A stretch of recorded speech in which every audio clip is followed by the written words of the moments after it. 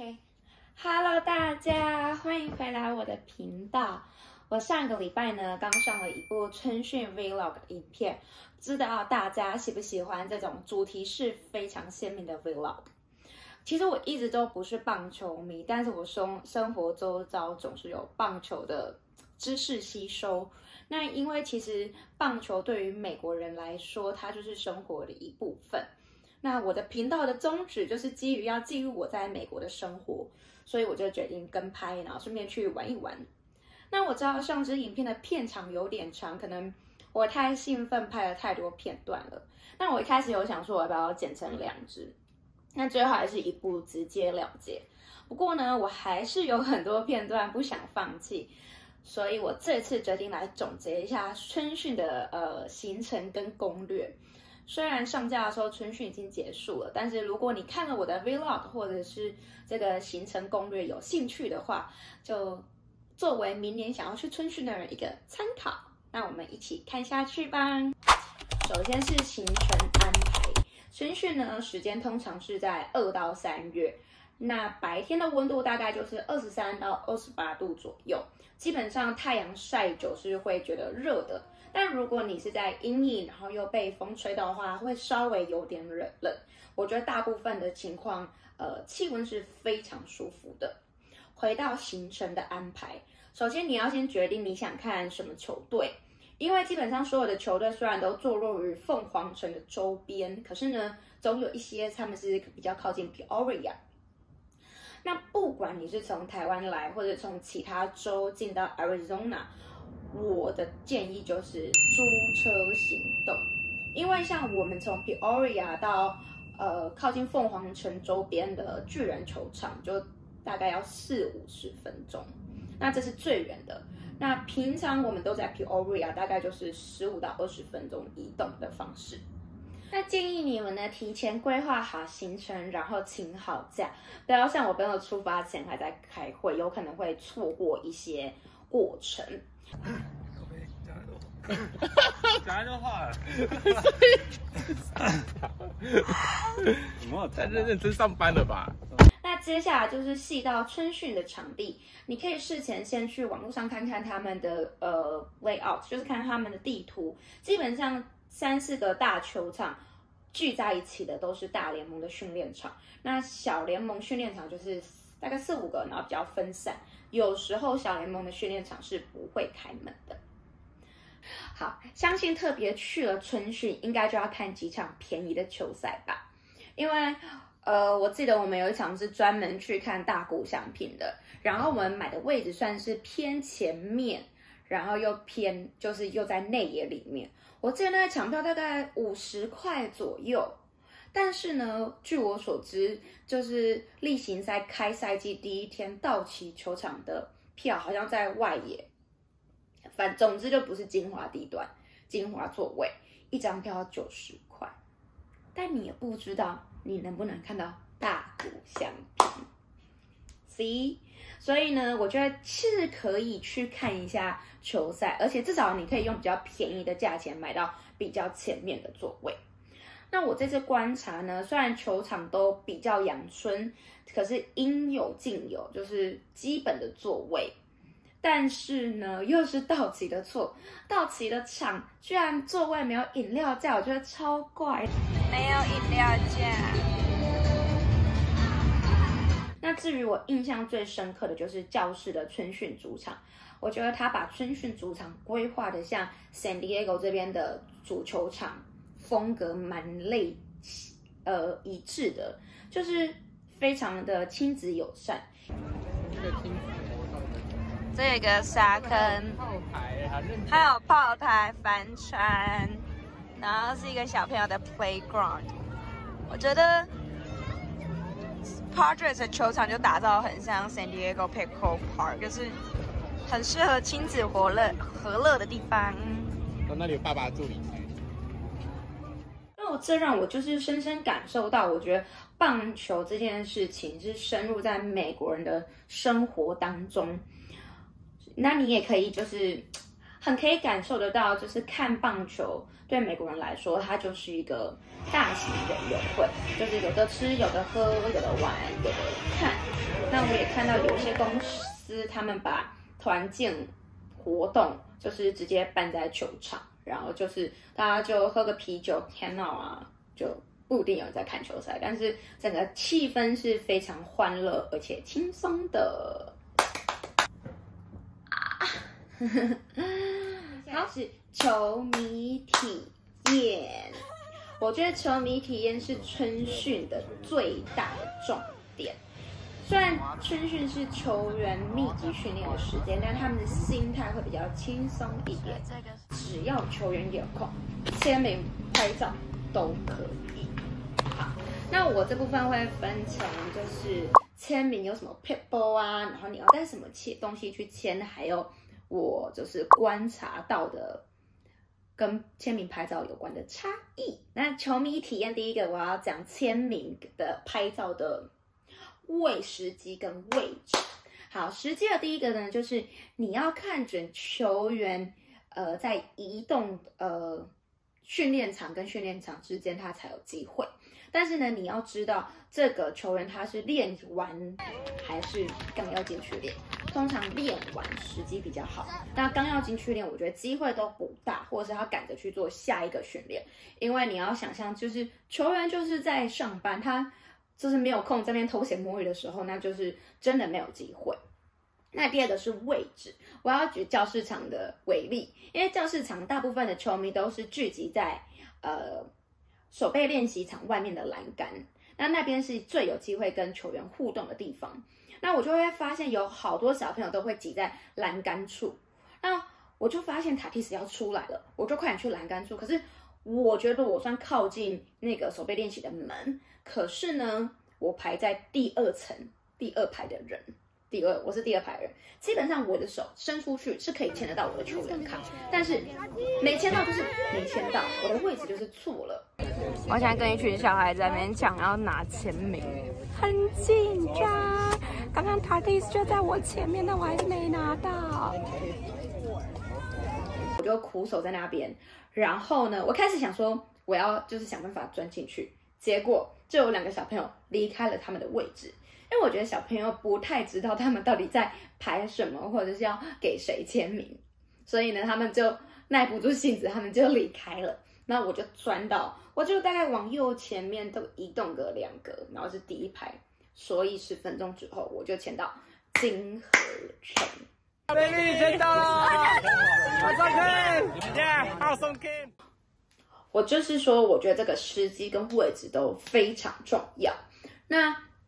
我在排的时候，后来 Russell 跟李安他们就也有过来我这附近，但是他们就在刚刚的我第一次的位置，大概往左大概1-2个人，但是他们好像有到第3排还是第2排，不管，总之他们已经手伸出去还是有机会，但是金河成签完就是签完了，你就是没机会。我觉得这就是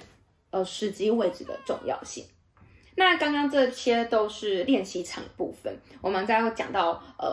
球赛的球场。球场就是你要知道球员的出入口在哪里，像教士队就是有那个签名的栏杆，那就是他们的游览车的上下车的地方。那通常比赛结束后比较有机会，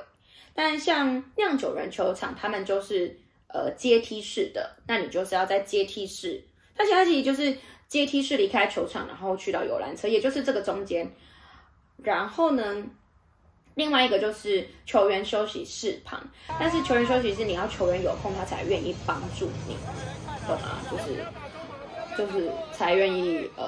帮你签名，或者是我觉得那机会就是比在春训场的机会小很多。那最后一个是红土区，红土区就是通常是球员离开球场的时候会经过的，那通常是你要等他们就是要下场了，如果他们准备要去比赛或准备要去暖身，我觉得机会是非常不大的。那下场的时候，像那天不知道看了什么比赛，然后有一个教士队的球员就在我们面前，跟他的抱抱他的老婆跟小孩，就是基本上我真的是可以跟他说，哎，你的小孩，我可以帮你抱抱什么，可以帮你拍个照，就是非常的亲民。然后红土区也可以看得到那个谁，铃木一朗从你面前跑过， Russell 宣称就是铃木一朗又跟他空气击掌，就是我不是棒球迷，可是我知道铃木一朗这个名字，就是你看到就是本人在那边的时候，你还是觉得好兴奋哦。最后一个就是那个就是什么？哦，好，球迷体验最后一个就是捡球，就是呢，他们就会一直在练球嘛，那球就基本上就是免费捡，那都是大联盟的球，对，所以那首先第一个捡球，我想要分成训练场跟比赛棒球场，也是分开来讲。训练场就是也是就是各种手背练习，就是你发现球员打完的时候，他们有可能会往外丢或是往外打，那就有机会。可是通常就很多贪婪的小孩在抢，就是你脸皮要够厚的去算准球拿到，但是也有可能他就说可以给我球，就是对，就是个人的道德问，也不是道德啊，就是个人心态问题啦。那球场呢，就是你可以看准局跟局交换之间，球员不是会上来就是暖个身、热个身吗？那他们就是两个传接球完之后，他就会丢到左右外野的草皮区。那 Russell 的想法是说，他只会挥他的那个帽子是最显眼的，然后球员也会比较愿意丢的。但是呢，所以他就因此接到了 Tatis 还有那个韩裔球员李正厚的球。球吗 ？Tatis 的球，接到球。哎，你刚跟那个小弟弟怎样？你他抱住我的腿，因为后面的人没接到，然后就滚，要等到我面前，我就这样抓住捡起来，然后他是这样子抱住，然后这样，对，就直接抱到我的腿。弟弟都这样抢了，弟弟都整个人下去抢了。但是我得说，因为他就是练过，所以他很懂得算那个球落地的位置，所以他算是有接到蛮多球的。哇哦！怎么去签名？我发现就是球最基本的，然后球员卡或者是有球衣或者是什么照片。那我个人觉得就是球衣，就是只要有你的东西上面有球员的名字或者是画像那种比较 specific 的东西，我觉得球员比较愿意签。那有些人他们签球衣是他们还会有板子，就很像把衣服折好一个平板，然后递给球员签，就是他们真的很专业。对，那球呢是最多小朋友拿的，但是球就是对啊，你签了你要知道他是谁。对，那最后一个呢就是撇步呢，就是你要瞄准小弟。什么叫瞄准小弟？因为我觉得美国的不知道是棒球文化还是整体的文化，就是非常的儿童幼童友善，对，所以呢，所有的粉丝服务通常都是从小弟开始，所以呢，小弟去哪，机会就在哪，懂吗？就是你发现这个球员不签名，但是呢，他开始签了一个小孩之后，你就去排在那个小孩后面，那你就会有机会，对。可是呢，我也是被这个文化搞死，就是我觉得这样打比修嘛，总之我就是很想要签打比修，我不知道我一出门就很想要签，而且我是有打比修球衣的人。然后呢，我是看着打比修提早离场，然后我就冲过去签名栏，但我就觉得机会我就有机会，因为我是一个一个看到打比修签我前面的人，一个一个签，就是我的那种心态是剩5个了，剩4个了，剩3个要到我了，结果剩3个了，就是打比修把小孩去抢了，他就走了。我那时候想说，就是很想厚脸皮说我要不要去小孩去签名，但是我这也不小了。但后来他们就跟我说，这是小孩区前面还有一块就是大人可以去，他就是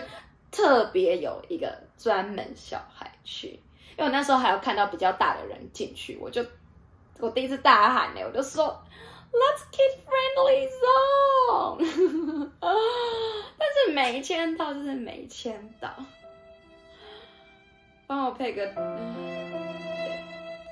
好，因为我觉得看棒球就是比较没那么有趣，比较没有那么多激情，因为就是它就是生活的一部分，大家都是去 handle 的。那 for me 我就是去吃东西的，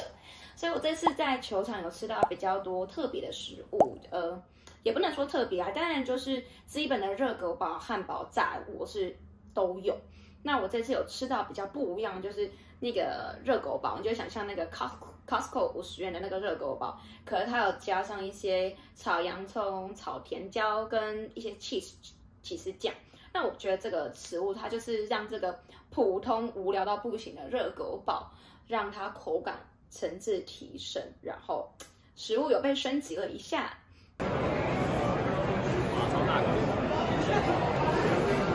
哈根达斯，哈了好大一根。哇，你的墨镜反射的棒球场好有趣哦。我觉得加料比较清爽一点，就不会那么无聊，还不错啊。还有一个是 nachos， 就是我在San Diego球场超喜欢吃 nachos，nachos 就是很多玉米片，然后它淋上很多肉酱啊，然后洋葱啊，还有那个番茄碎之类的，然后就很好吃。对，然后我这刚刚好，这也是在San Diego球场有发现也有一家，然后觉得不相上下啊。我觉得看球赛就真的要吃点东西，不然就会看到睡着，很想睡觉。就是我觉得去球场吃东西虽然有点小贵，对，但是算是一个很不错的体验。那最后一个呢，就是春训每个球场他们都会推出限量商品。就是你知道限量这两个字就是很像诈骗集团，你看到你就会很想买。不过我都已经特地去了一趟那个春训了，不管是像我开6个小时到，或者是有可能搭飞机去的人，就是总是该买一些东西吧。所以呢，我这次刚好就是有问我表哥表弟，他们很喜欢棒球，我就问他们说有没有想要什么东西，我可以帮忙找找看看的。对。所以呢，我这次就帮他们买了一个那个运动毛巾，这个运动毛巾呢，它就是春训的特别款，有没有看到2024？然后呢，上面都会有很多那个不同的 Cactus 的仙人掌联盟的球队。好，然后呢，还帮他们买了一顶这个教士队球员的球员训练帽，这是球员版的，然后这边也是刻了一个2024，因为我表弟就还有持续在打棒球，我就觉得这应该蛮适合他的。然后我自己也买了一顶帽子，蛮可爱的吧？然后它就是 SD 球场的训练帽，对，因为呢我的帽子被拿去签金合成，所以这是我的帽子，新帽子。还买了什么？OK， 好，我还买了这个大谷翔平，上面有印他签名的钥匙圈。我要跟大家分享，就是道奇球场的商店，大部分都卖大谷翔平的东西，就是其他有名的球员都就是货量很少了。我在想，就是可能春训场当然跟主场还是有所落差，但是他们很知道如何骗钱呢，就是基本上进去清一色全部都是大谷翔平。对，好，那我还就是另外买了一颗春训球，我还没有把它打开。那它上面就是有所有也是仙人掌球队的标志。对，那最后我要来分享就是这2颗是 Russell 捡到的球，这颗我看一下哦，这颗是我来跟大家分享什么叫做春训球。K， 好像这颗它上面就有写2020的春训，这是它上面就会除了印有年份，然后写上春训，然后这边有它的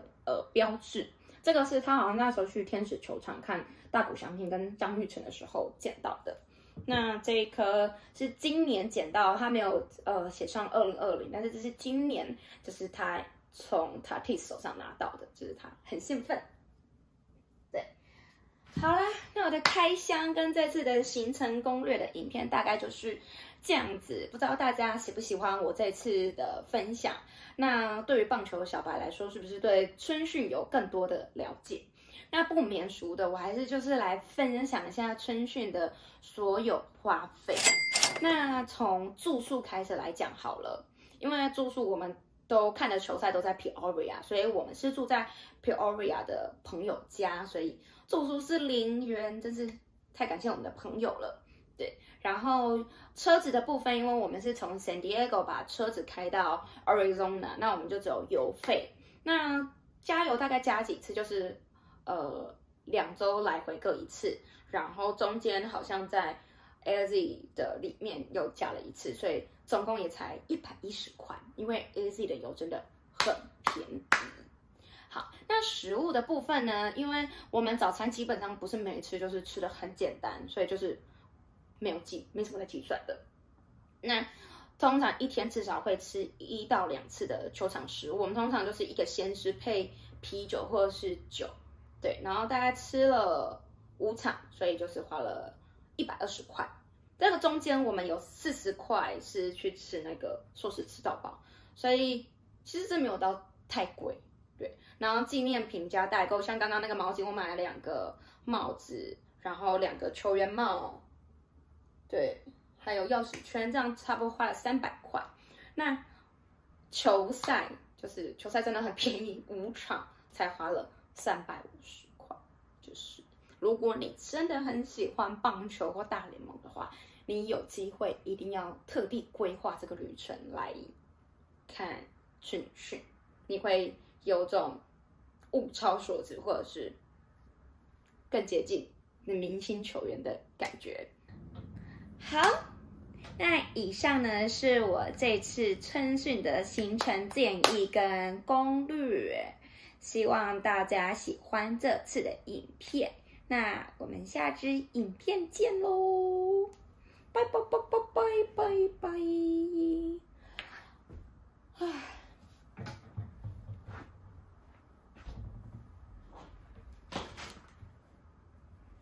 它就是长这样啦，